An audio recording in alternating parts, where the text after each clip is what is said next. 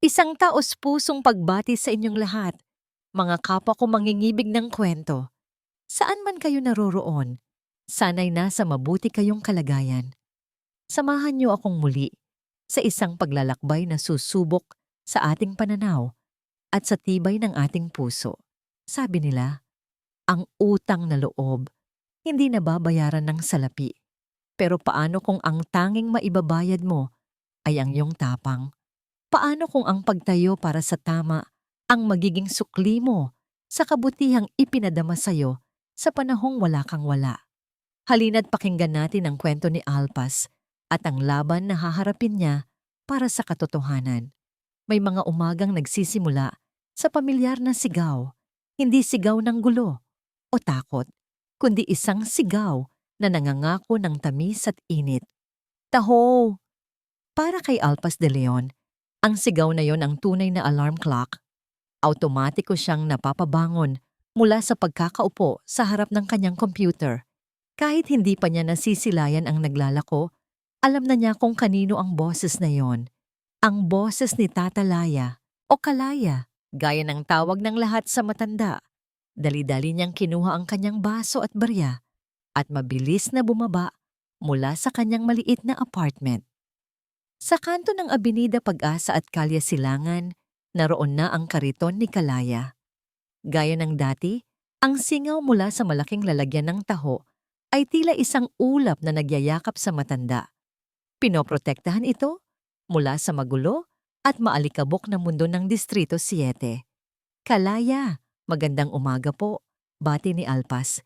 Isang nangiting kulubot ngunit puno ng sigla ang isinalubong sa kanya. O Alpas, iho, magandang umaga rin sa'yo. Ang aga mo yata ngayon. Kailangan po, Kalaya. Maraming trabaho. Sagot niya habang inaabot ang baso. Yung dati pa rin po. Maraming arnibal at sago. Habang mahusay na sinasandok ni Kalaya ang malambot na tofu, hindi mapigilan ni Alpas na balikan ang alaala. Noong mga panahong estudyante pa lamang siya, kapos sa pera at laging gutom, si Kalaya ang kanyang takbuhan. May mga araw na kahit wala siyang pambayad, hindi siya nito hinahayaang umalis na walang laman ang tiyan. Hayaan mo na iho, bayaran mo na lang pag nakagraduate ka na. Laging sinasabi ng matanda, kasabay ng isang kindat. Ngayon, isa na siyang freelance programmer. Hindi man mayaman, pero sapat na ang kinikita para sa sarili. At kailanman ay hindi na niya pinalampas ang isang araw na hindi nagbabayad kay Kalaya. Hindi dahil sa singil, kundi dahil sa utang na loob. Mukhang pagod ka, iho. Puna ni Kalaya habang inaabot ang basong puno ng mainit na taho. Huwag mong masyadong pagurin ang sarili mo. Ang trabaho, nandyan lang yan. Ang kalusugan, iisa lang. Opo, Kalaya. Salamat po. Basta tandaan mo, kahit gaano kahirap, huwag kang susuko. Ngumiti si Alpas. Ang mga payo ni Kalaya ay parang arnibal sa taho. Laging matamis, laging nagbibigay ng kakaibang lakas. Ang init ng taho sa kanyang mga kamay ay sinabayan ng init sa kanyang puso. Ganoon palagi. Ang umaga ay hindi kumpleto nang wala si Kalaya at ang kanyang taho. Ngunit ang init na yon ay hindi nagtagal. Kinagabihan, ang tanging liwanag sa kwarto ni Alpas ay mula sa kanyang laptop. Mga linya ng code ang sumasayaw sa screen. Sa isang sulok, nakabukas ang telebisyon, naghahatid ng ingay para hindi siya makaramdam ng pag-iisa. Isang balita ang umagaw sa kanyang atensyon. Isang malagim na hit and run ang naganap kaninang pasado, 8:00 ng gabi, sa kahabaan ng EDSA. Sakop ng Distrito 7. Napahinto si Alpas sa pag-type. Ang lakas ng ulan kanina ay naaalala pa niya. Yun ang oras na napilitan siyang sumilong sa isang waiting shed. Ayon sa mga awtoridad, isang matandang lalaki na nagtitinda ng taho ang suspek sa nasabing insidente. Ang biktima, na kritikal ang lagay sa ospital, ay hindi pa pinapangalanan. Parang may malamig na kamay na humaplos sa batok ni Alpas. Isang matandang lalaki, nagtitinda ng taho. Sa Distrito 7, hindi maaari. At sa sumunod na sandali, gumuho ang mundo niya. Ipinakita sa screen ang mukha ng suspect, kuha mula sa police station. Ang mukhang kulubot na kaninang umaga lang ay nagbigay sa kanya ng ngiti. Ngayon ay puno ng pagkalito at takot. Ang mga kamay na sanay sa pagsandok ng taho, ngayon ay nakaposas. Si Kalaya. Ang kutsarang hawak ni Alpas ay bumagsak sa sahig. Lumikha ng isang matinis na kalansing. Ang balita ay nagpatuloy. Ang boses ng reporter ay malamig. Walang emosyon. Habang binabanggit ang mga detalyeng nagdiriin sa matanda. Pero ang isip ni Alpas ay lumipad pabalik kaninang gabi. Sa ilalim ng waiting shed, ang malakas na buhos ng ulan at ang pamilyar na kariton na sumilong din sa tabi niya. Ang lakas ng ulan, iho, sabi ni Kalaya sa kanya noon. Mag-iingat ka sa pag-uwi. Nag-uusap sila. Magkasama sila noong oras na yon. Imposible. Ang mga mata ni Alpas ay nanatiling nakatitig sa telebisyon, ngunit hindi na niya naririnig ang sinasabi ng reporter. Ang tanging naririnig niya ay ang malakas na kabog ng kanyang dibdib at ang paulit-ulit na bulong sa kanyang isipan. Hindi. Kasinungalingan to. Nang matapos ang balita, ang naiwan na lang ay ang katahimikan sa kanyang kwarto. Isang katahimikang mas maingay pa sa sigawan. Tumayo siya. Ang kanyang mga kamao ay nakakuyom. Ang init ng taho kaninang umaga ay napalitan ng nagyayelong galit at pagtataka. Sa gitna ng kanyang maliit na kwarto, sa harap ng malamig na ilaw ng kanyang laptop, napasigaw si Alpas. Ang boses ay basag at puno ng hindi paniniwala. Hindi! Kasama ko siya nung oras na yon. Imposible! Ang amoy ng disinfectant at lumang papel ang sumalubong kay Alpas. Pagpasok niya sa presinto, malamig ang hangin. Parang sinasabayan ang panginginig ng kanyang mga kamay. Bawat hakbang niya sa pasilyo ay tila isang dagok. Bawat tunog ng mga nag-uusap na pulis ay parang tinik sa kanyang tainga. At doon, sa likod ng malamig na rehas na bakal, nakita niya si Kalaya. Nakaupo ito sa isang sementadong bangko, nakayuko, ang mga kamay ay magkapatong sa kanyang mga tuhod. Ang dating sigla sa mga mata nito ay wala na. Napalitan ng isang blangkong tingin. Ang balat na kulubot dahil sa araw at mga ngiti ay tila mas lalong umimpis, parang isang pasas na natuyot sa kalungkutan. Kalaya! Halos pabulong na tawag ni Alpas. Dahan-dahang nag-angat ng tingin ang matanda. Nang makilala siya, isang kislap ng gulat ang dumaan sa mga mata nito bago muling nilamon ng kawalan ng pag-asa. Alpas, iho? Lumapit si Alpas. Ang mga daliri ay humawak sa rehas. Kalaya, anong nangyari? Bakit po kayo nandito? Hindi totoo ang sinasabi nila, di ba? Umiling-iling si Kalaya at sa pag-iling na yon, isang butil ng luha ang pumatak mula sa kanyang mata. Hindi ko alam, iho, ang gulo. Sabi nila, ako raw ang nakabangga. May mga testigong nakakita raw sa kariton ko. Pero kasama ko kayo kagabi. Magkasama tayong sumilong sa ulan. Giit ni Alpas, ang boses ay tumataas. Sinabi ko yan sa kanila, mahinang sagot ng matanda. Pero hindi sila naniwala. Sabi nila, umaamin na lang daw ako. Pinilit nila ako, iho. Pinapirma sa mga papel na hindi ko maintindihan. Pagod na ako, Alpas. Matanda na ako para dito. Ang bawat salita ni Kalaya ay parang punyal na tumutusok sa puso ni Alpas. Nakita niya ang takot at pagod sa mukha ng taong itinuring niyang pangalawang ama. Hindi ito ang Kalaya na kilala niya. Ang matatag na matandang laging may payo at ngiti. Ang nasa harap niya ngayon ay isang taong sinukuan na ng mundo. At sa sandaling iyon, ang lungkot sa puso ni Alpas ay nagsimulang mag-apoy, nag-init, hanggang sa ito'y maging isang nagbabagang determinasyon. Umuwi si Alpas na parang naglalakad sa panaginip. Ang imahe ni Kalaya sa loob ng selda ay paulit-ulit na naglalaro sa kanyang isipan. Pagpasok sa kanyang apartment, ang katahimikan ay tila sumisigaw. Ang mga mata niya ay napako sa isang lumang litrato na nakapatong sa maliit na estante. Isang lalaking nakangiti, medyo kamukha niya. Ang kanyang ama, na mayapa ito 10 taon na, ang nakalipas dahil sa isang aksidente sa construction site na pinagtatrabahuhan. Ngunit alam ng kanyang ina, alam niya sa kanyang puso na hindi yon aksidente. May tinig ang kanyang ama na pinilit patahimikin dahil sa paglaban nito para sa karapatan ng mga kapwa manggagawa. Isang kaso na ibinasura lang dahil ang kalaban ay makapangyarihan. Hinaplos ni Alpas ang maalikabok na frame. Ang pamilyar na kirot ng kawalang katarungan ay muling gumuhit sa kanyang dibdib.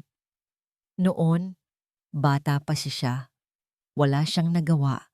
Isang tahimik na tagamasid lang sa pagdurusa ng kanyang ina. Ngayon, iba na. Hindi na mauulit. Bulong niya sa hangin. Hindi ko hahayaang maulit to. Isang plano ang nabuo sa kanyang isipan, isang desperadong plano. Kung ang sistema ay bulag, siya ang magiging mata nito. Gabi.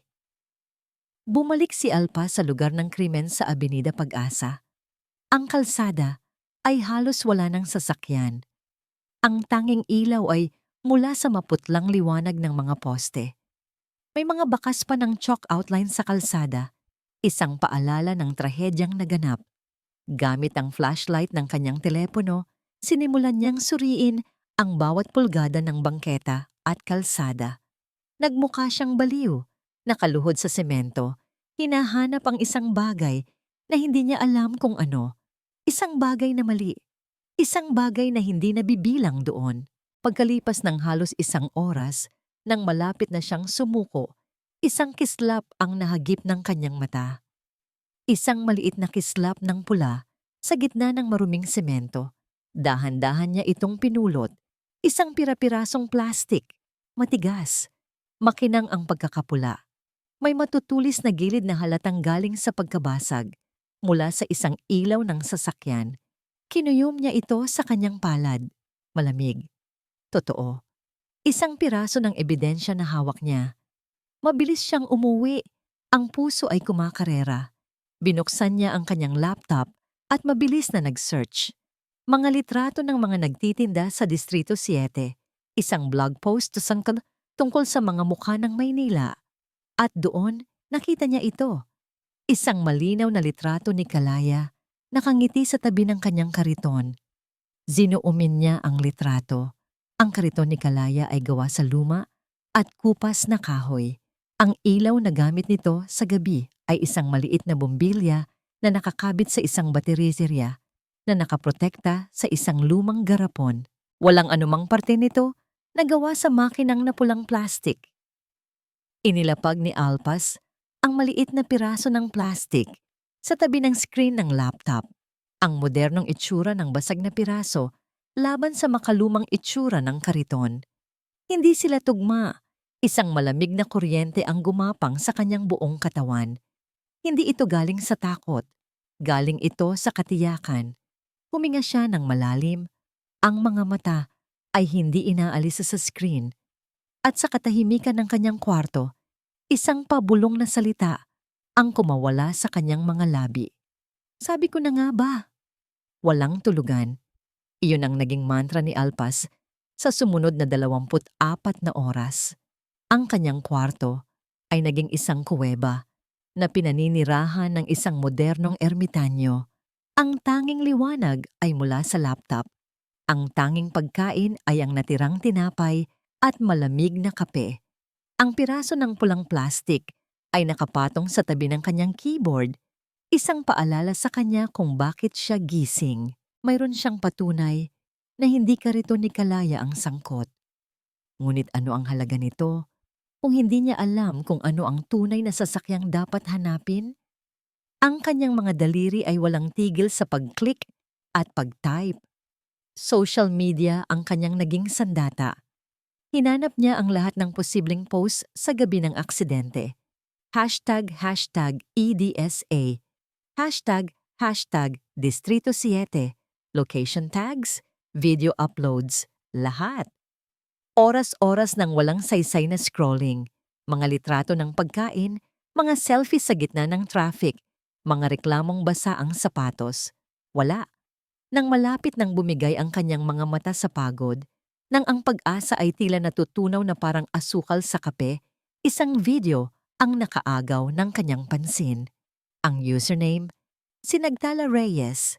Ang caption, Ulan-ulan, kailan ka titila? #rainy days, #walang pasok sana. Pinanood niya. Isang simpleng video. Kuha mula sa bintana ng isang sasakyan, ipinapakita ang malakas na buhos ng ulan sa kalsada. Walang kakaiba. Aalisin na sana niya nang biglang may kumislap. Sa huling 2 segundo ng video, isang malakas at nakakasilaw na ilaw ang dumaan. Masyadong mabilis. Pero sa basang kalsada, sumasalamin ang anyo ng mga headlight. Hindi ito ordinaryong ilaw. Ito'y matalim, maputi, at may kakaibang hugis. Ilaw ng isang mamahaling sasakyan. Pinanood niya ulit, at ulit, at ulit. Zinomin niya. Pinabagal. Kinuna ng screenshot ang bawat frame. Malabo pero naroon. Isang bakas, isang sinag ng pag-asa.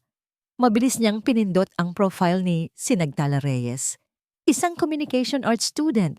Base sa bio nito, maraming litrato ng mga pusa, libro, at mga halaman. Mukhang simple lang ang buhay.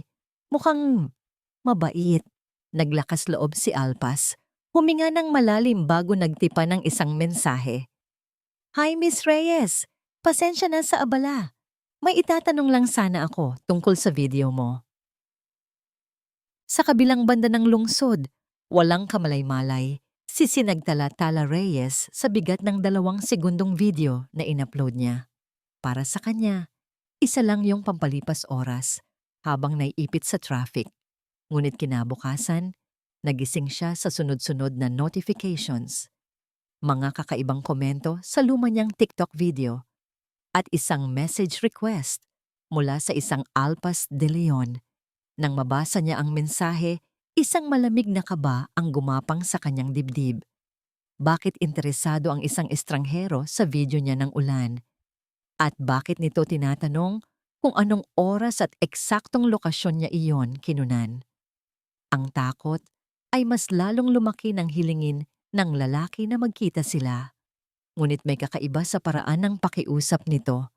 Puno ng paggalang, puno ng desperasyon. At may nabanggit itong pangalan. Kalaya Magdiwang, isang matandang nagtitinda ng taho. Sa isang maliit na coffee shop sa sulok ng universidad, naupo si Tala na mahigpit ang hawak sa kanyang bag. Bawat taong pumapasok ay tinitingnan niya. Nang may isang lalaking payat, medyo magulo ang buhok, at may malalaking eyebags ang lumapit, alam niyang ito na si Alpas. Tala? Tanong ni Alpas. Ang boses ay medyo paos. Tumango lang siya.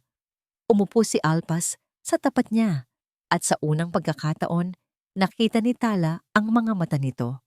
Pagod, pero nag-aalab. Salamat sa pagdating mo, simula ni Alpas. Ano bang kailangan mo sa video ko? Diretsong tanong ni Tala. Ang boses ay nanginginig ng bahagya. Nakakatakot kasi. Pulis ka ba? Umiling si Alpas. Hindi. Isa lang akong kaibigan ng taong inakusahan nila. At doon, isinalaysay ni Alpas ang lahat. Ikinuwento niya ang kabaitan ni Kalaya. Ikinuwento niya ang utang na loob niya sa matanda. Kung paano nito pinuno ang kanyang kumakalam na sikmura noong mga panahong wala siyang wala. Ikinuwento niya ang gabi ng malakas na ulan, ang kanilang pagkikita sa waiting shed, at ang paninindigan niyang imposible ang lahat ng paratang. Habang nagsasalita si Alpas, unti-unting nawawala ang takot sa dibdib ni Tala. Napalitan ito ng awa, at pagkatapos ay ng paghanga sa determinasyon ng lalaking nasa harap niya. Nakikita niya ang sinseridad sa mga mata nito, ang bigat ng pasan-pasan nitong problema. Inilabas ni Alpas ang kanyang telepono at ipinakita ang screenshot ng video ni Tala, ang malabong kislap ng headlight. Pagkatapos, inilabas niya mula sa kanyang bulsa ang isang maliit na plastic bag. Sa loob nito ay ang piraso ng pulang plastic. Ang kariton ni Kalaya. Walang ganitong parte, paliwanag ni Alpas. Pero ang sasakyang dumaan sa video mo, mabilis, mamahalin. Posibleng ito na yon. Ang video mo, Tala. Ito na yata ang tanging pag-asa namin. Natahimik si Tala. Ang isang simpleng video na ginawa niya para sa kasiyahan ay biglang nagkaroon ng napakalaking kahulugan. Maaari itong maging susi sa paglaya ng isang inosenteng tao o maging dahilan para mapahamak siya. Ang responsibilidad ay biglang bumagsak sa kanyang mga balikat. Nakita ni Alpas ang pag-aalinlangan sa mukha ni Tala, ang pag-urong ng mga balikat nito. Naiintindihan ko kung natatakot ka, mahinang sabi ni Alpas. Ang boses ay puno ng pag-unawa. Hindi kita pipilitin, pero kung meron ka pang kopya ng video, isang mas malinaw na kopya. Baka sakaling hindi niya tinapos ang sasabihin. Hinayaan niyang nakabitin sa hangin ang kanyang pakiusap. Huminga ng malalim si Tala. Napatingin siya sa labas ng bintana ng coffee shop, pinanood ang mga taong naglalakad na tila walang problema sa mundo. Naalala niya ang kanyang lolo, isang simpleng magsasaka na laging nagsasabing, ang pagtulong sa kapwa ay pagtatanim. Hindi mo alam kung kailan ito mamumunga, pero siguradong may aanihin ka. Muli siyang tumingin kay Alpas, nakita niya ang sarili sa kanya. Isang ordinaryong taong sinusubukang gumawa ng tama sa isang mundong madalas ay baluktot. Dahan-dahan niyang kinuha ang kanyang telepono. Walang imik, nag-navigate siya sa kanyang files. Hinanap niya ang orihinal na video file, hindi pa na-compress ng TikTok. Mas mataas ang resolusyon, mas malinaw, kahit kaunti. Ipinasa niya ito kay Alpas sa pamamagitan ng Bluetooth. Habang naglo-load ang transfer, isang-isang ngiti, isang maliit, pagod, ngunit puno ng pasasalamat ng ngiti, ang sumilay sa labi ni Alpas. Ito ang unang pagkakataon na nakita ni Tala itong ngumiti. Nang matapos ang transfer, inilagay ni Tala ang kanyang telepono sa mesa. Hindi ko alam kung anong magagawa nito. Sabi niya, ang boses ay mas matatag na ngayon. Hindi ko alam kung anong gulo ang papasukin natin. Sandali siyang huminto at ang kanyang mga mata ay seryosong tumitig kay Alpas. Pero sana makatulong. Ang original na video file mula kay Tala ay isang biyaya. Mas malinaw, mas maraming detalye. Ngunit para sa mata ng isang ordinaryong tao, isa pa rin itong mantsa ng liwanag sa gitna ng dilim. Pero hindi ordinaryong tao si Alpas pagdating sa teknolohiya. Ang kanyang maliit na apartment ay muling naging isang command center. Ang pag-inom niya ng kape ay hindi na para sa lasa, kundi para sa gasolina na nagpapanatili sa kanyang makinang gising. Ang kanyang mga mata ay halos hindi na kumukurap, nakatutok sa bawat pixel sa screen. Pinatakbo niya ang video sa iba't ibang software. Isinailalim niya ito sa proseso ng stacking. Pinagpatong-patong ang bawat frame kung saan nakita ang sasakyan para mabuo ang isang mas malinaw na imahe. Itinaas niya ang contrast, ibinaba ang brightness, pinatalas ang mga gilid. Bawat click ng mouse, bawat linya ng command na tinatype niya ay isang hakbang palapit sa katotohanan. At pagkatapos ng ilang oras na tila walang katapusan, nagsimulang may mabuo. 6 na karakter, malabo pa rin pero nababasa na. 3 letra, 3 numero. Mabilis niyang inilagay ang mga characters sa isang search engine na may access sa LTO database, isang koneksyon na nakuha niya mula sa isang dati niyang kliyente.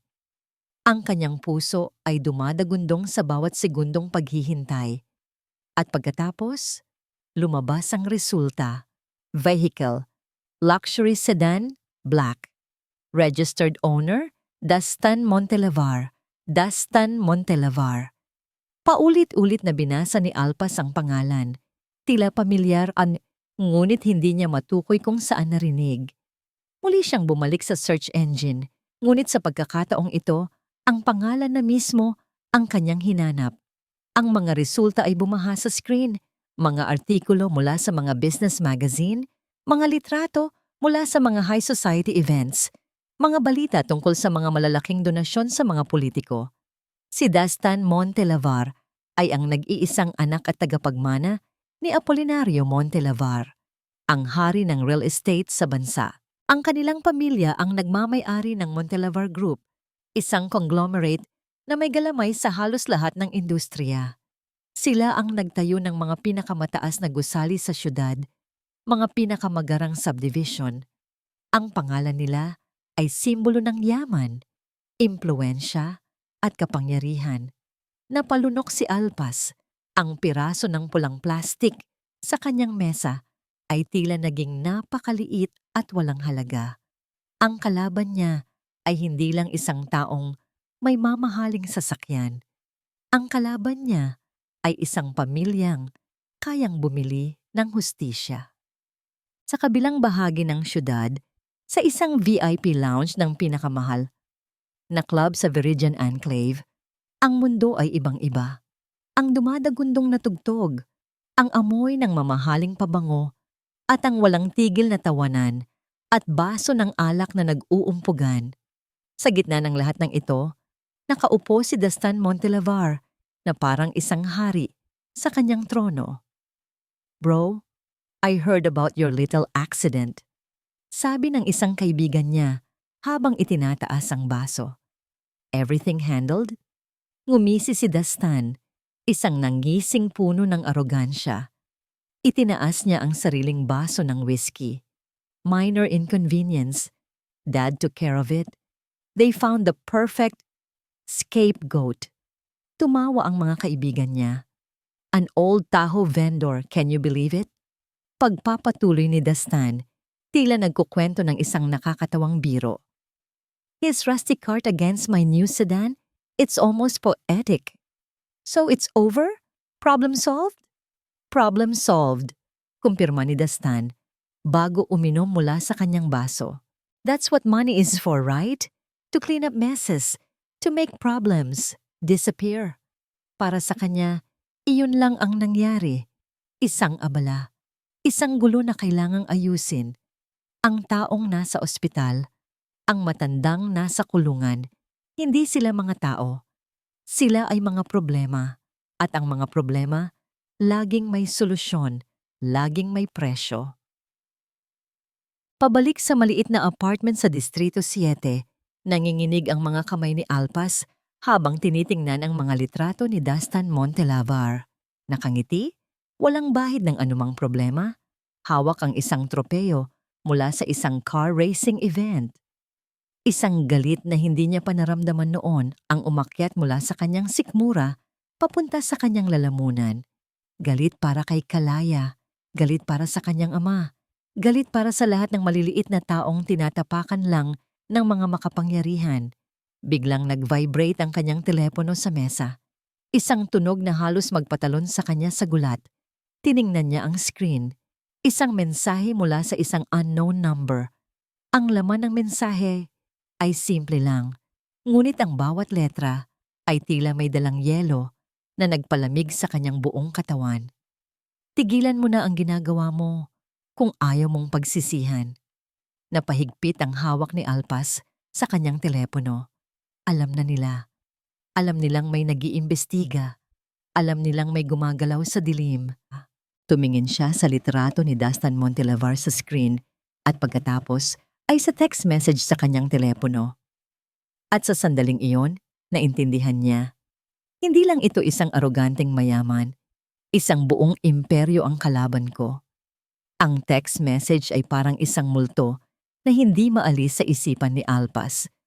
Bawat tunog ng kanyang telepono ay nagpapakaba sa kanya. Bawat anino sa kanyang peripheral vision ay tila isang taong nagmamasid.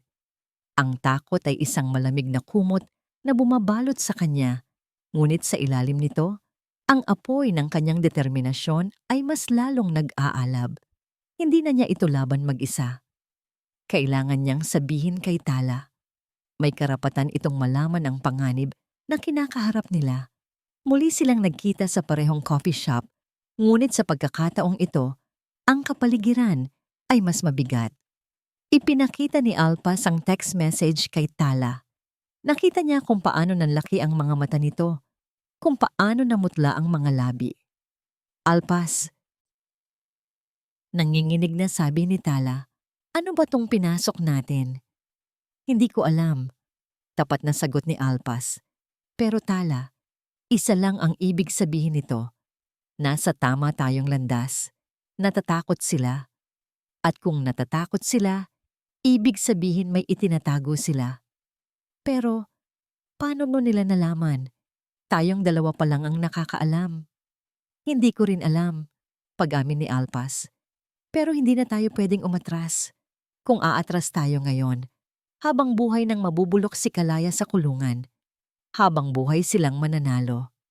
Tumingin si Alpas sa mga mata ni Tala, hinahanap ang kahit anong senyales na aayaw na ito. Ngunit ang nakita niya ay ang sarili niyang determinasyon na sumasalamin sa mga mata ng dalaga.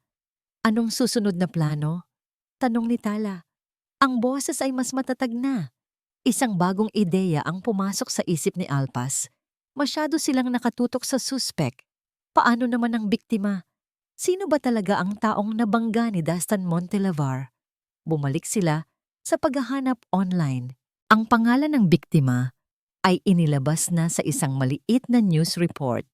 Ricardo Matias, isang 58 anyos na lalaki. Nang itype ni Alpas ang pangalan sa search bar, ang resulta ay hindi isang ordinaryong mamamayan.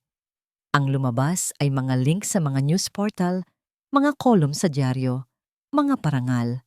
Si Ricardo Matias ay hindi basta biktima. Isa siyang iginagalang na investigative journalist. Binuksan nila ang isa sa mga artikulo niya. Ang pamagat? Ang mga nakatagong buwaya sa likod ng mga bakod na semento. Tungkol ito sa corruption sa industriya ng real estate. Binuksan nila ang isa pa. Mga proyektong gumuho bago itayo. Tungkol sa mga substandard materials na ginagamit ng mga malalaking developer. Paulit-ulit ang tema. Paulit-ulit ang industriya. Tila may isang malaking halimaw na dahan-dahang binubuntutan si Ricardo Matias sa kanyang mga sulatin. Tingnan mo to, sabi ni Tala. Itinuturo ang screen. Ang huling serye ng artikulo niya. Ang pamagat, Imperyo ng mga Anino. Ang unang dalawang parte ay tungkol sa mga dummy corporations at land grabbing. Ang ikatlong parte, hindi na na-publish. Nagkatinginan sila. Isang malamig na realisasyon ang sabay na tumama sa kanila. Kailangan nating malaman kung ano ang laman ng part 3, sabi ni Alpas.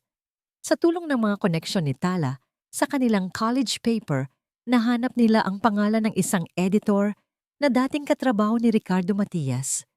Ang pangalan niya ay Ben.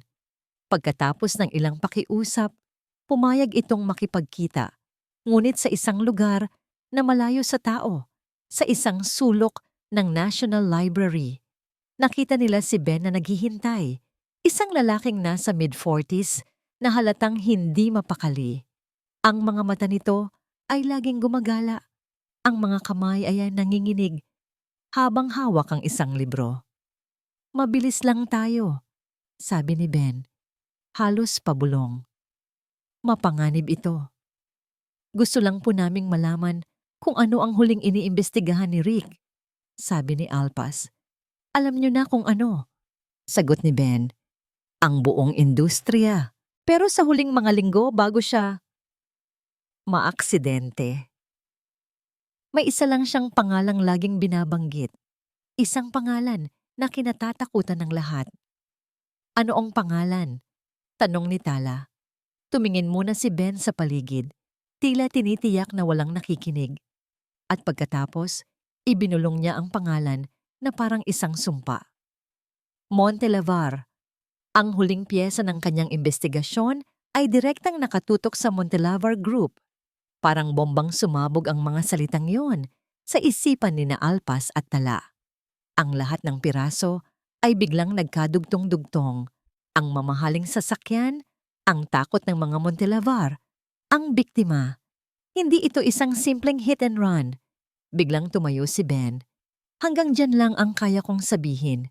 Huwag na ninyo akong hahanapin ulit. Hindi nyo naiintindihan ang kinakalaban ninyo. Sila ay mga anino na kayang lumamon ng liwanag. At mabilis itong umalis. Nawala sa pagitan ng mga estante ng libro. Iniwan sina Alpas at Tala na tulala at hindi makagalaw. Habang naglalakad sila palabas ng library, hindi maalis sa isip ni Alpas ang pakiramdam na may nakamasid sa kanila. Isang anino sa di kalayuan. Isang kotseng tila laging nasa likuran nila. Nang gabing iyon, habang si Alpas ay nakaupo sa harap ng kanyang laptop, gulong-gulo ang isip, biglang tumunog ang kanyang telepono. Isang notification, isang email mula sa isang hindi pamilyar na address. Ang subject, para kay Rick. Nanginginig niyang binuksan ito. Galing ito kay Ben. Walang katawan ng email, isang attachment lang. Isang file na protektado ng password. At sa ilalim nito, isang maikling mensahe. Ito ang huling sinisiyasat niya. Ingat ka. Ang password-protected file mula kay Ben ay parang isang itim na kahon na naglalaman ng lahat ng sagot at ng lahat ng panganib. Alam ni Alpas na sa oras na mabuksan niya ito, wala nang balikan. Huminga siya ng malalim. Inilagay ang password na ibinigay ni Ben sa pamamagitan ng isa pang text. Pangalan ng kanyang unang apo.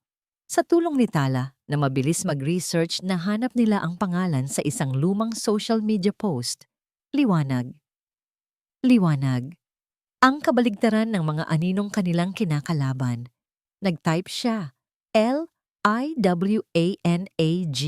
Enter. Bumukas ang file. Isang folder na puno ng mga dokumento, mga spreadsheet, mga audio recording, at mga litratong kuha sa malayo. Ito ang part 3, ang hindi natapos na obra ni Ricardo Matias. Ang mga mata ni Alpas ay mabilis na gumalaw. Binabasa ang bawat detalye. Mga bank transfers sa mga offshore accounts, mga peking titulo ng lupa, mga testimonya mula sa mga dating empleyado. Ang lahat ay nakaturo sa isang malawakang money laundering scheme na pinapatakbo ng Montellavar Group sa pamamagitan ng kanilang mga real estate projects. Isang operasyon na nagkakahalaga ng bilyon-bilyon. Isang malaking halimaw ang kanilang kaharap. Mas malaki pa sa inaakala niya. Ito ang dahilan kung bakit kailangang patahimikin si Ricardo Matias. Ang utak ni Alpas ay tumatakbo ng mabilis. Kumukonekta sa bawat piraso ng impormasyon. Ngunit may isang bagay na bumabagabag sa kanya. Bakit sa dinami-dami ng paraan, isang hit and run ang pinili nila? Masyadong magulo. Masyadong maraming posibleng saksi. Maliban na lang kung muli niyang binuksan ang video ni Tala, ang pamilyar na kuha ng ulan. Pinanood niya ito, hindi na para maghanap ng bagong ebidensya, kundi para subukang unawain ang buong pangyayari gamit ang bagong impormasyong hawak niya. Pinanood niya ang mabilis na pagdaan ng itim na sedan ni Dastan, isang aroganteng batang mayaman na nagmamaneho ng mapanganib. Posible. Ngunit habang paulit-ulit niyang pinapanood, may ibang bagay na nakaagaw ng kanyang atensyon. Hindi ang ilaw, hindi ang sasakyan, kundi ang basang kalsada. Ang semento ay parang isang madilim na salamin, sumasalamin sa lahat ng liwanag at anino ng gabi. Sinumin niya ang video sa bahagi ng kalsada kung saan dadaan ang sasakyan ni Ricardo Matias. Pinabagal niya ang playback, frame by frame, isang frame, 2, 3. At doon, nakita niya ito. Hindi ito malinaw. Isa lang itong anino. Isang refleksyon sa kumikinang na aspalto, pero sapat na para makita ang hugis. Bago pa man dumaan ang sasakyan ni Dastan, may isang anino na biglang sumulpot sa harap ng lane ni Ricardo Matias. Ang anino ng isa pang sasakyan. Isang itim na sedan din, pero mas malaki, walang plaka, at biglang humarang sa daan. Sa sumunod na frame, nakita niya ang refleksyon ng brake lights ng sasakyan ni Matias na biglang umilaw ng napakalakas. Napilitan itong magpreno ng biglaan. At sa sumunod na frame, mula sa kabilang lane, ang nakakasilaw na headlight ng sasakyan ni Dastan Montelavar ay sumalpok dito. Napahawak si Alpas sa kanyang bibig, pinipigilan ang isang sigaw. Ang kanyang puso ay bumayo ng sobrang bilis na tila lalabas sa kanyang dibdib. Naintindihan na niya ang lahat. Hindi ito isang hit and run. Hindi ito isang aksidente dahil sa pagiging irresponsable ni Dastan. Isa itong bitag, isang ambush, may isang sasakyang nag-abang, isang blocker, para piliting huminto si Ricardo Matias sa eksaktong lugar, sa eksaktong oras. At si Dastan, na marahil ay lasing o nagmamaneho lang ng mabilis, ang nagsilbing pamatay. Isang perpektong plano. Ang blocker ay mabilis na aalis, walang makakakita. At si Dastan ang maiiwang salarin sa isang aksidente. Kahit mahuli siya, sa yaman ng pamilya niya, makakalaya rin siya.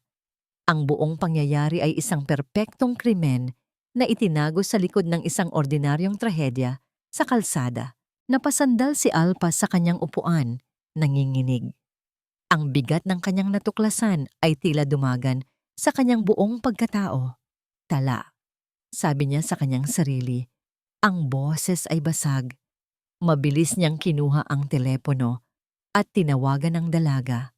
Alpas? Anong nangyari? Gabi na. Sagot ni Tala mula sa kabilang linya. Ang boses ay inaantok. Tala, mali tayo, sabi ni Alpas. Hirap huminga. Mali tayo ng iniisip. Anong ibig mong sabihin? Huminga ng malalim si Alpas bago binitawan ang mga salitang babago sa lahat. Hindi ito aksidente. Isa itong pagpatay. At si Kalaya, hindi lang siya ginawang scapegoat para sa isang hit and run. Sandali siyang huminto habang ang katotohanan ay tila isang lason na kumakalat sa kanyang sistema. Ginamit lang nila siya para pagtakpan ang isang planadong assassination. Ang katotohanang isa itong planadong pagpatay ay bumagsak na parang isang pader sa pagitan ni Alpas at Tala. Ang dating laban para sa hustisya ay naging isang mapanganib na laro laban sa mga profesional na kriminal na nagtatago sa likod ng mga pangalan ng korporasyon. Ang takot ay mas naging totoo, mas nakakaparalisa. Ngunit para kay Alpas, ang pagkatuklas na ito ay nagbukas ng isa pang pinto, isang madilim na pasilyo patungo sa kanyang sariling nakaraan. Muli niyang binalikan ang mga dokumento ni Ricardo Matias. Ngayong alam na niya ang bigat ng mga ito, binasa niya ang bawat salita ng mas maingat, hinahanap ang kahit anong koneksyon. Ang kanyang mga mata ay halos pagod na sa pagbasa ng mga legal terms at financial jargon ng isang pangalan ng lugar ang pumukaw sa kanyang atensyon. Distrito 7 Land Dispute Case, 2014. Ang puso ni Alpas ay nagsimulang tumibok ng mas mabilis. Distrito 7, ang lugar kung saan siya lumaki. Ang taon? Iyon ang taon kung kailan namatay ang kanyang ama. Ipinagpatuloy niya ang pagbabasa. Ang dokumento ay naglalaman ng mga detalye tungkol sa isang kaso kung saan isang malaking piraso ng lupa sa Distrito 7 na tinitirhan ng daan-daang pamilya ay biglang inangkin ng Montelavar Group para sa isang bagong proyektong kondominium. Ang mga residente, syempre, ay lumaban. Nag-organisa sila, nagprotesta. At sa gitna ng listahan ng mga pangalan ng mga community organizer, isang pangalan ang halos magpatigil sa kanyang paghinga. Gregorio de Leon, pinuno, samahan ng mga maralita ng Distrito 7. Gregorio de Leon, ang kanyang ama. Ang mga alaala ay bumalik na parang isang malakas na alon. Ang kanyang ama, na laging pagod, galing sa trabaho sa construction, Ngunit buhay na buhay ang mga mata kapag nakikipagpulong sa mga kapitbahay. Ang mga pag-uusap sa kanilang maliit na sala tungkol sa karapatan sa lupa. Ang mga flyers na siya mismo ang tumutulong mag-print. Iyon pala ang dahilan. Hindi lang ito simpleng labor dispute. Ito ay isang laban sa mga Montelavar. Binasa niya ang huling bahagi ng report. Inilarawan nito kung paano biglang humina ang kilusan. Ang pinuno nito, si Gregorio de Leon, ay biglang inakusahan ng pagnanakaw ng pondo ng samahan. May mga pekeng dokumento na lumabas. May mga testigong biglang nagsalita laban sa kanya. Pagkatapos ng ilang linggo, namatay ito sa isang aksidente sa pinagtatrabahuhan nitong construction site. Isang proyekto na, sa pagkakataong yon, ay pagmamay-ari rin ng isang subsidiary ng Montelavar Group. Nabitawan ni Alpas ang kanyang mouse. Ang hangin sa kanyang kwarto ay tila naubos. Ang lahat ng ito ay kasinungalingan. Ang kwento ng kanyang ina na namatay ang kanyang ama dahil sa pagod at kapabayaan sa trabaho. Isang kwentong marahil ay pinaniwalaan din ng kanyang ina. O isang kwentong sinabi nito para protektahan siya sa mas masakit na katotohanan. Ang kanyang ama ay hindi namatay sa isang aksidente. Pinatay siya, pinatahimik. Ang kanyang pangalan ay siniraan para sirain ang kilusang kanilang binuo. At ang pamilyang nasa likod nito ay ang parehong pamilyang nasa likod ng pagkakakulong ni Kalaya. Ang pamilyang Montelavar, isang tila bulkan na galit na matagal nang natutulog sa kaibuturan ng kanyang pagkatao, ang biglang sumabog. Ang galit na naramdaman niya noong bata siya. Ang helplessness, ang lungkot, lahat ay bumalik. Ngunit ngayon ay may pangalan na, may mukha na. Dali-dali niyang binuksan ang isang lumang baul sa ilalim ng kanyang kama. Ang baul ng mga alaala ng kanyang ama. Sa ilalim ng mga lumang damit at gamit sa construction, naroon ang isang folder na may markang samahan. Binuksan niya ito. Ang kanyang mga kamay ay nanginginig. Naroon ang mga listahan ng miyembro, mga minutes ng meeting, at mga lumang papel na legal, mga sulat ng reklamo laban sa Montelavar Group na hindi pinansin, mga petisyon na ibinasura, ang testamento ng isang laban na hindi napagwagyan. Kinuha niya ang isang litrato mula sa folder. Ang kanyang ama, nakatayo sa isang maliit na entablado, nagsasalita sa harap ng isang grupo ng mga tao. Ang kanyang mga mata ay nag-aalab, puno ng pangarap para sa isang mas magandang bukas. Ang parehong apoy na nakikita niya ngayon sa salamin kapag tinitingnan ang sarili. Hindi na ito tungkol kay Kalaya lamang. Hindi na ito tungkol kay Ricardo Matias. Ito ay tungkol sa kanya. Ito ay tungkol sa kanyang ama. Ito ay tungkol sa pagkuha ng hustisya na 10 taon nang ipinagkait sa kanila. Dinala ni Alpas ang mga lumang dokumento at ang litrato ng kanyang ama. Nagmaneho siya papunta sa sementeryo. Sa harap ng simpleng puntod na may pangalang Gregorio de Leon, lumuhod siya. Ang ulan ay nagsimulang pumatak, tila nakikidalamhati. Inilatag niya ang mga dokumento sa ibabaw ng lapida. Hinahayaang mabasa ng ulan. Hinawakan niya ng mahigpit ang litrato. Itay. Bulong niya, ang boses ay basag, naghahalo sa tunog ng ulan. Patawad po kung ngayon ko lang nalaman. Patawad po kung natagalan. Tumingala siya sa madilim na langit. Ang mga patak ng ulan ay dumadaloy sa kanyang mukha na parang luha. Hindi ko po sila hahayaang manalo. Hindi na po. Itay, ipagpapatuloy ko po ang laban ninyo. Sa ituktok ng pinakamataas na gusali sa syudad, sa isang opisina kung saan ang sahig ay gawa sa mamahaling marmol at ang bintana ay tanaw ang buong kalangitan, isang anino ang nakatayo. Si Apolinario Montelavar, ang patriarka, ang hari ng imperyo, ay nakikinig sa kabilang linya ng kanyang telepono. Walang emosyon sa kanyang mukha. Ang kanyang mga mata ay kasing lamig ng hanging nanggagaling sa aircon. Opo, sir. Nalaman na po niya ang koneksyon ng kanyang ama. Sabi ng boses sa kabilang linya. Hindi sumagot si Apolinario. Tumingin lang siya sa maliliit na ilaw ng syudad sa ibaba. Mga ilaw na para sa kanya ay parang mga alitap-tap lang na kaya niyang durugin sa kanyang palad. At may kopya na rin po siya ng mga file ni Matias. Doon lang siya nagsalita. Ang boses ay kalmado, ngunit may bigat na parang bakal. May isang maliit na langgam na sinusubukang umakyat sa pader. Sabi niya, hindi sa kausap, kundi sa kanyang sarili. Isang langgam na hindi alam na anumang oras, kaya kong ipademolish ang buong pader. Huminga siya ng malalim. Gawin niyo na ang dapat gawin. Ayoko na ng sakit ng ulo. Anong gagawin natin sa bata, sir? Isang malamig na ngiti ang sumilay sa labi ni Apolinario Montelavar. Pulbusin mo. Ang determinasyon na naramdaman ni Alpas sa sementeryo ay parang isang siga na dala-dala niya pa uwi. Ngayon, mas malinaw na ang lahat. Mas may bigat. Mas personal.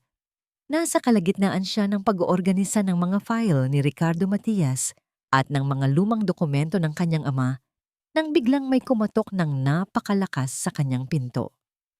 Hindi ito ordinaryong katok. Ito'y isang dagok. Bago pa man siya makatayo, bumukas ang pinto at pumasok ang tatlong unipormadong pulis. Alpas de Leon. Tanong ng isa. Ang boses ay matigas. Ako nga po. Bakit po? Ipinakita sa kanya ang isang papel. Isang search warrant. Iniimbitahan ka namin sa presinto. May mga katanungan kami sa iyo tungkol sa iyong pakikialam sa isang ongoing investigation. Ano? Wala akong ginagawang masama. Protesta ni Alpas. Hindi siya pinansin. Ang dalawang pulis ay mabilis na kumilos. Ang isa ay kinuha ang kanyang laptop. Ang isa naman ay kinuha ang folder ng mga dokumento ng kanyang ama. Teka, ebidensya yan. Siya, hindi niyo pwedeng kunin yan. Sigaw niya, sinusubukang lumapit. Hinarang siya ng pulis na may hawak ng warrant. Lahat ng ito ay kumpiskado bilang ebidensya sa kasong obstruction of justice laban sa'yo. Parang binuhusan ng nagyayelong tubig si Alpas. Ang kanyang sandata, ang kanyang laptop, ang mga dokumento, ang lahat ng kanyang pinaghirapan ay nasa kamay na ng kalaban. Wala siyang nagawa, kundi panoorin silang umalis, dala ang lahat ng pag-asa niya. Nang gabing iyon, habang siya ay pinagtatanong sa presinto tungkol sa mga walang kwentang bagay, biglang tumunog ang kanyang telepono. Pinayagan siyang sagutin ito. Si Tala. Alpas! Ang boses ni Tala sa kabilang linya ay basag, puno ng takot at pag-iyak. Tala, anong nangyari? Pinuntahan nila. Pinuntahan nila ang mga magulang ko, Alpas. Humihikbing sabi ng dalaga. May mga lalaking nakamotor. Nagtanong sila tungkol sa akin. Sinabihan nila ang nanay ko na kung hindi ako titigil, baka may mangyaring masama sa akin. Nanigas si Alpas. Ang dugo sa kanyang katawan ay tila nagyelo. Patawad, Alpas. Pagpapatuloy ni Tala. Ang bawat salita ay isang saksak sa puso ni Alpas. Patawad. Pero hindi ko na kaya. Natatakot ako para sa pamilya ko. Patawad. At ibinaba na niya ang tawag. Nawala na ang kanyang ebidensya. Ngayon, nawala pa ang kanyang kaisa-isang kakampi. Kinabukasan, pagkatapos siyang pakawalan na may mahigpit na babala, ang una niyang pinuntahan ay ang kulungan. Kailangan niyang makita si Kalaya. Ngunit ang pag-uusap na inaasahan niya ay hindi nangyari. Pagkakita sa kanya ni Kalaya, hindi tuwa kundi pag-aalala ang nasa mukha ng matanda. Alpas, iho, sabi ni Kalaya. Ang boses ay nanginginig. Narinig ko ang nangyari. Sinabi sa akin ng isang gwardiya, Iho, itigil mo na ito. Pero Kalaya, malapit na tayo sa katotohanan. Anong katotohanan, Alpas? Umiiyak na pakiusap ng matanda. Ang katotohanang mapapahamak ka? Ang katotohanang baka ikaw naman ang isunod nila? Hayaan mo na ako, iho. Tanggap ko na. Huwag mo lang ipahamak ang sarili mo. Utang na loob, anak. Tumigil ka na. Iyon ang huling dagok. Ang mismong taong ipinaglalaban niya ay sumusuko na para sa kanyang kaligtasan. Lumabas si Alpas ng presinto na parang isang kaluluwang walang buhay. Naglakad siya ng walang direksyon. Ang ulan, na tila laging karamay sa kanyang kalungkutan, ay muling bumuhos. Hindi niya ito pinansin.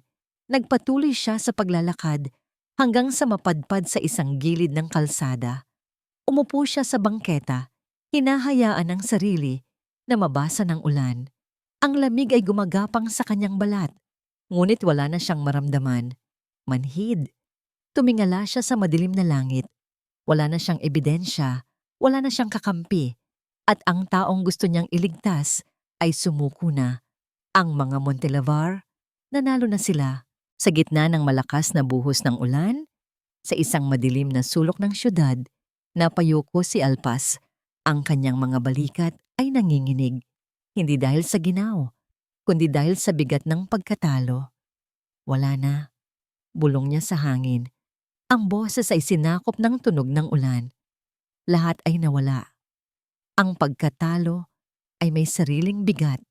Para kay Alpas, ito ay parang isang malaking bato na nakadagan sa kanyang dibdib, pumipigil iba sa kanyang paghinga. Ilang araw siyang nagkulong sa kanyang apartment. Hindi sumasagot sa mga tawag ng kanyang ina. Hindi kumakain. Tinititigan lang ang blankong screen ng computer na ipinahiram sa kanya ng isang kaibigan, ngunit wala siyang lakas na mag-type. Ang apoy sa loob niya ay naging abo. Isang hapon, habang siya ay nakatulala sa bintana, pinapanood ang mga taong nagpapatuloy sa kanilang buhay na tila walang nangyari, may kumatok sa kanyang pinto. Wala akong in-order. Bulong niya sa sarili, walang ganang tumayo. Ngunit nagpatuloy ang pagkatok mas mapilit. Sa huli, inis siyang tumayo at padabog na binuksan ang pinto. Isang delivery rider na naka-helmet ang nakatayo sa labas. Hawak ang isang maliit, brown na envelope. Para po kay Sir Alpas de Leon, sabi ng rider. Wala akong... Pinapabigay lang po. Mabilis na sabi ng rider. Iniabot ang sobre at mabilis ding tumalikod at umalis na tila nagmamadali. Naiwang nakatayo si Alpas. Hawak ang sobre. Magaan ito. Walang pangalan ng nagpadala. Dahil sa kuryosidad, isinara niya ang pinto at binuksan ito. Sa loob, 2 bagay lang ang laman. Isang maliit na USB flash drive at isang piraso ng papel na nakatupi. Binuklat niya ang papel. Ang sulat kamay ay pamilyar. Pambabae, medyo nanginginig, ngunit buo. Alpas, patawad kung naduwag ako. Patawad kung iniwan kita sa ere. Pero kahit kailan, hindi ako tumigil maniwala sa'yo. Bago nila ako natakot, bago ko binura ang lahat sa telepono ko, nagawa ko to. Kinopya ko ang lahat. Ang orihinal na video, ang mga files mula kay Sir Ricardo, lahat ng nahanap natin, itinago ko. Naghintay lang ako ng tamang panahon. May tiwala ako sa'yo. Gawin mong impyerno ang buhay nila. Tala na pahawak si Alpas sa dingding para suportahan ang sarili. Ang kanyang mga tuhod ay biglang nanghina. Ang abong inakala niyang malamig na ay biglang nagkaroon ng isang maliit na baga. Ang lahat ng ebidensya, nasa maliit na USB na ito. Hindi nawala ang lahat. Nagtago lang. Isang ideya, isang desperado, at nakakabaliw na ideya ang biglang nabuo sa kanyang isipan. Ang mga pulis? Bayad. Ang korte? Posibleng bayad din. Ang sistema ay kontrolado ng mga Montelavar. Hindi sila mananalo sa laro kung ang kalaban ang may-ari ng buong board. Kailangan nilang gumawa ng sarili nilang laro. Mabilis siyang nag-search sa internet. Ang kanyang mga daliri ay tila muling nagkaroon ng buhay. Hinanap niya ang isang pangalan mula sa mga lumang dokumento ng kanyang ama. Isang pangalan na laging binabanggit nito na may kasamang paghanga. Attorney Danilo Danny Ocampo, isang matandang human rights lawyer na kilala sa pagtanggap ng mga kasong walang pag-asa. Natagpuan niya ang address ng maliit nitong opisina sa isang lumang gusali sa Quiapo. Walang pag-aalinlangan. Isinaksak niya ang USB sa computer, kinopya ang lahat sa isang cloud storage at umalis. Dala ang orihinal na USB.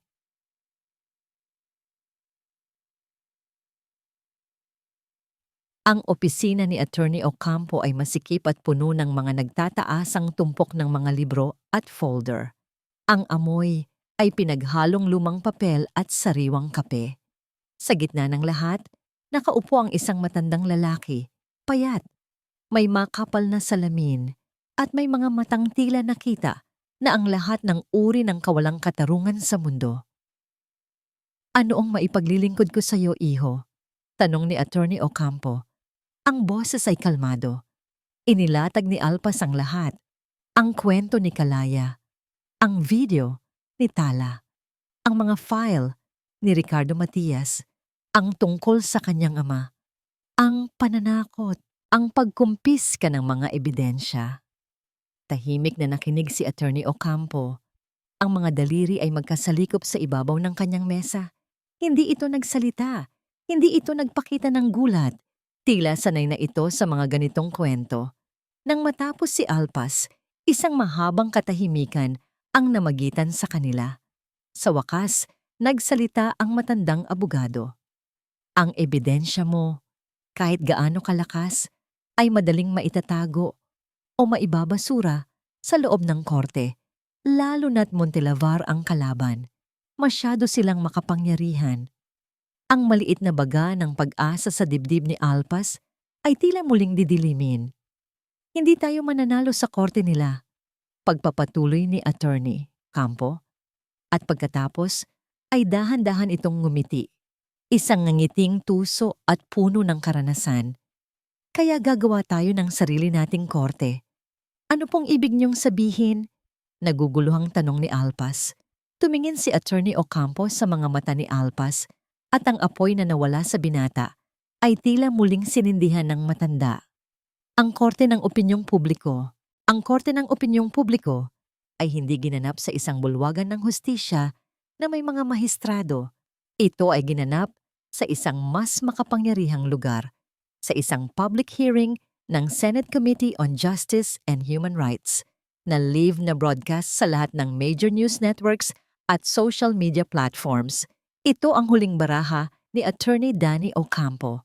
Sa tulong ng isang kaibigang senador na may utang na loob sa kanya, naisingit niya ang kaso ni Kalaya Magdiwang bilang isang case study sa issue ng injustice against the urban poor. Walang kamalay-malay ang kampo ng mga Montelavar sa tunay na agenda. Para sa kanila, isa lang itong maliit na issue na haharapin ng kanilang mga abogado. Sa isang malaking screen sa kanyang opisina, nanonood si Apolinario Montelavar. Hawak ang isang baso ng mamahaling brandy. Katabi niya ang kanyang abogadong puno ng kumpiyansa. "This is nothing, sir," sabi ng abogado. "A minor inconvenience. The old man's case is weak. They have nothing." Gumiti si Apolinario. "Make sure that boy who's been sniffing around understands his place after this." Sa hearing, nakaupo si Dastan Montelavar sa pagitan ng dalawa pang abogado. Ang mukha ay puno ng pagkainip at arogansya. Para sa kanya, isa lang itong formalidad na kailangan niyang pagdaanan bago tuluyang makalimutan ang lahat. At pagkatapos, tinawag ang pangalan ng susunod na magsasalita. "We now call on Mr. Alpas de Leon, a private citizen and a witness for Mr. Laya Magdiwang." Sa pagpasok ni Alpas sa silid, ang lahat ng kamera ay napunta sa kanya. Payat siya. Suot ang isang lumang polo na hiniram niya lang. Sa mga mata ng mga abogadong nakatingin, isa lang siyang batang walang laban, ngunit sa ilalim ng kanyang kaba, mayroong isang bakal na determinasyon. Nagsimula siyang magsalita. Ang boses ay nanginginig sa simula. "Magandang araw po sa inyong lahat. Nandito po ako hindi lang para kay Kalaya. Nandito po ako para sa katotohanan." Habang nagsasalita siya, isang presentasyon ang lumabas sa malaking screen sa likod niya. Nagsimula ito sa simpleng video ni Tala. Ito po ang video nakuha ilang sandali bago ang tinatawag nilang aksidente. Pinanood ng buong silid kasama na ang milyon-milyong nanonood sa buong bansa ang maulang eksena. At pagkatapos, ipinakita ni Alpas ang enhanced version, ang malinaw na plaka. Ang pangalan ni Dastan Montelavar, isang bulungan ang nagsimula sa silid. Ang mukha ni Dastan ay nagsimulang mamutla. Pero hindi po yan ang buong kwento. Pagpapatuloy ni Alpas, ang boses ay nagiging mas matatag. Dahil kung titingnan ninyong mabuti, at doon, ipinakita niya ang pinakamalakas niyang ebidensya. Isang 3D rendered simulation ng buong kaganapan na ginawa niya sa tulong ng ilang mga dating propesor na naniwala sa kanyang kwento. Ang simulation ay binuo gamit ang video ni Tala, mga traffic camera footages na nakuha ni attorney, Ocampo sa pamamagitan ng legal means at ang mismong mga dokumento ni Ricardo Matias. Sa screen, malinaw na ipinakita ang pag-abante ng sasakyan ni Ricardo Matias. At pagkatapos, mula sa isang gilid, ang pagsulpot ng blocker na sasakyan, pinuwersa itong huminto. At ang kasunod na pagsalpok ng sasakyan ni Dastan. Isang perpektong bitag na ipinakita ng malinaw, bawat anggulo, bawat segundo. Ang bulungan sa silid ay naging isang malakas na hiyawan ng gulat. Ang mga flash ng kamera ay walang tigil. Ang mukha ni Dastan ay hindi na maputla. Ito'y kulay abuna. Sa kanyang opisina, nabitawan ni Apolinario Montelavar ang kanyang baso. Ang mamahaling brandy ay dumaloy sa sahig na parang dugo. Ngunit hindi pa tapos si Alpas. Ang tanong po, bakit kailangang gawin ito kay Ginoo? Ricardo Matias, isang respetadong journalist, tanong niya sa lahat. Dahil po dito, ang screen ay napuno ng mga dokumento mula sa part 3 ng investigasyon ni Matias, ang money laundering, ang mga offshore accounts, at bilang panghuli, ipinakita ni Alpas ang isang lumang litrato, ang kanyang ama, si Gregorio de Leon. Ang krimen ng mga Montelavar ay hindi po nagsimula ngayong gabi. Sabi ni Alpas, ang boses ay basag, ngunit puno ng kapangyarihan. 10 taon na po ang nakalipas, pinatahimik din nila ang aking ama, si Gregorio de Leon, dahil nilabanan niya ang kanilang pangangamkam ng lupa dito mismo sa Distrito 7. Tumingin siya ng diretso sa kamera, tila kinakausap ang bawat Pilipinong nanonood. Pinatay nila ang isang journalist na naghahanap ng katotohanan. Pinatahimik nila ang isang community leader na lumalaban para sa karapatan. At ginamit nila ang isang inosenteng matanda, si Kalaya Magdiwang, para pagtakpan ang lahat ng kanilang krimen. Ipinakita niya ang litrato ni Kalaya, nakangiti sa tabi ng kanyang kariton, at pagkatapos ay ang litrato nito sa loob ng kulungan. Ito po ang mukha ng hustisya sa ilalim ng mga anino. Ito po ang nangyayari kapag ang pera at kapangyarihan ang nagahari. Ngayon, kayo na po ang humusga. Ibinaba ni Alpas ang mikropono. Sa loob ng ilang segundo, ang buong silid ay napuno ng isang nakabibinging katahimikan. Walang nagsasalita, walang gumagalaw, at pagkatapos, sumabog ang lahat. Ang mga sigawan ng mga reporter, ang pag-flash ng mga kamera, ang mga senador na nagkakagulo, ang mga abogado ng Montelavar na hindi alam ang gagawin. Sa TV screen, nakita ni Apolinario Montelavar ang mukha ng kanyang anak, si Dastan, na tinatakpan ng mukha habang dinudumog ng mga tanong. Nakita niya ang pagbagsak ng kanyang imperyo, hindi sa kamay ng isang karibal na korporasyon, kundi sa kamay ng isang batang lalaki na may daladalang laptop at isang pusong puno ng galit at pagmamahal. Ang korte ng opinyong publiko ay naglabas na ng kanilang hatol. At ang hatol ay guilty. Ang pagsabog ng katotohanan sa Senado ay parang isang lindol na yumanig sa buong bansa.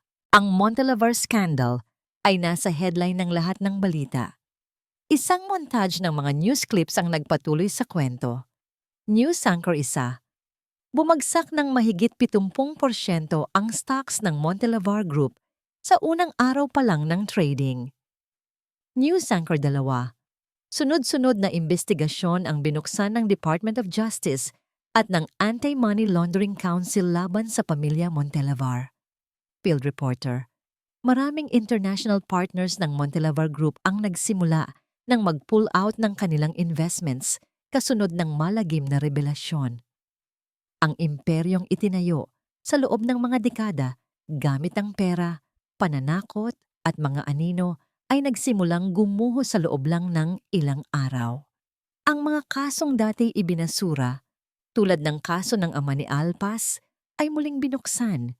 Ang mga dating empleyadong natatakot magsalita ay nagsimula nang lumapit sa mga awtoridad.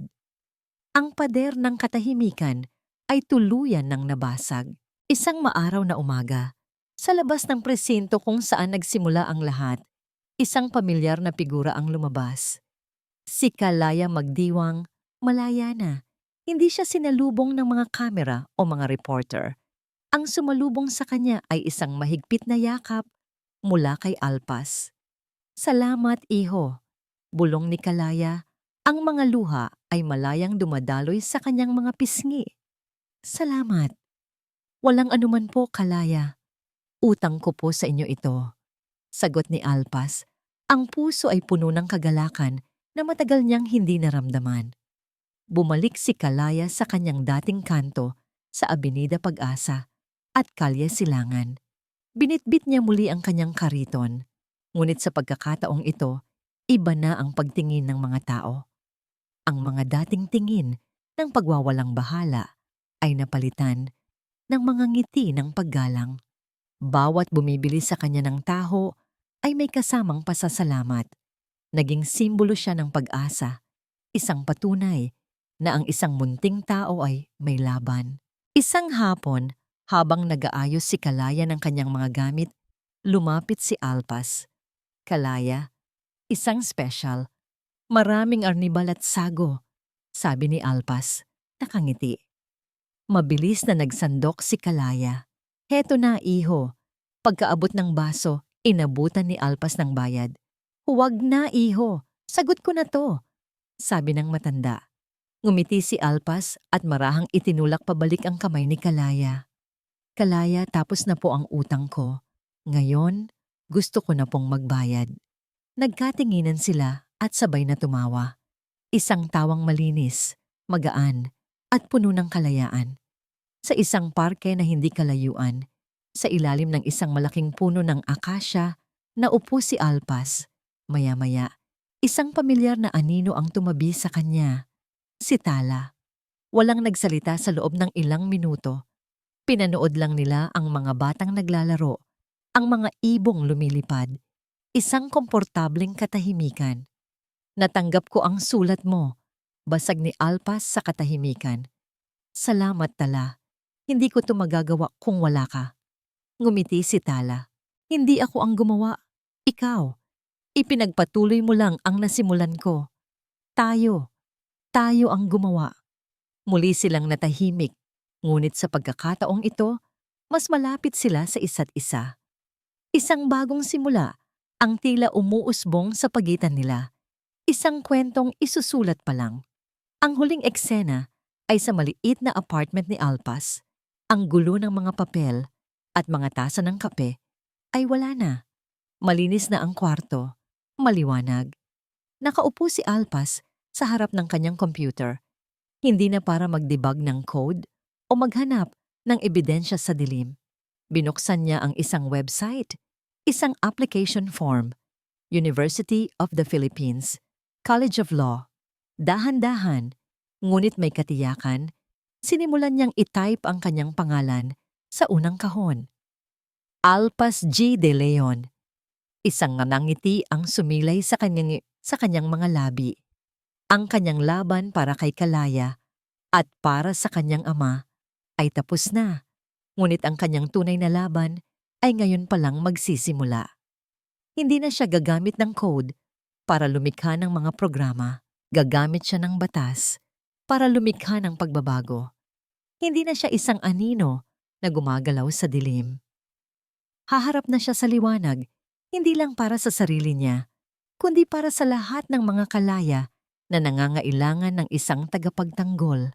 Ang bukang liwayway ay dumating na sa Avenida Pag-asa at para kay Alpas, ito ay simula pa lang ng isang napakagandang umaga.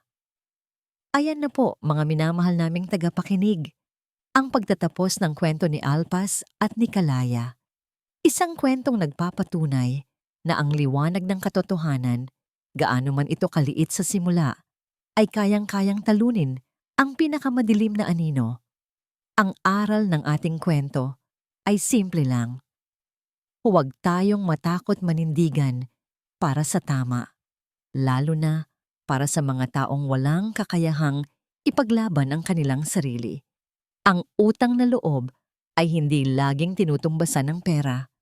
Minsan, ang pinakamahalagang bayad ay ang tapang na ipagtanggol ang dangal ng taong tumulong sa atin. Maraming salamat po sa inyong walang sawang pagsubaybay at pakikinig.